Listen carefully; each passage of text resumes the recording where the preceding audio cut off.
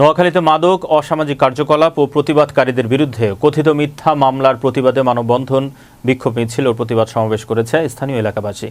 একই সঙ্গে গ্রেপ্তার হওয়া দুই প্রতিবাদকারী যুবকের মুক্তি দাবিও জানান তারা।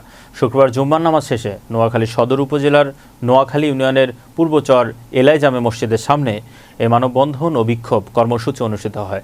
এতে স্থানীয় শতাধিক নারী পুরুষ যুবকরা এতে অংশ নেন। পরে একটি বিক্ষোভ মিছিল মসজিদ সংলগ্ন সড়ক প্রদক্ষিণ করে প্রতিবাদ সমাবেশে মিলিত হয়।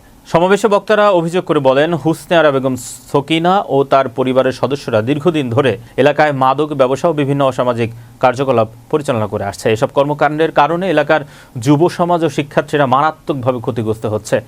স্থানীয়ভাবে একাধিকবার তাদেরকে সতর্ক করা হলেও তারা কোনো ধরনের সংশোধনের পথে না গিয়ে উল্টো প্রতিবাদকারীদের বিরুদ্ধে হয়রানিমূলক কর্মকাণ্ড চালিয়ে যাচ্ছে বলে অভিযোগ করেন বক্তারা।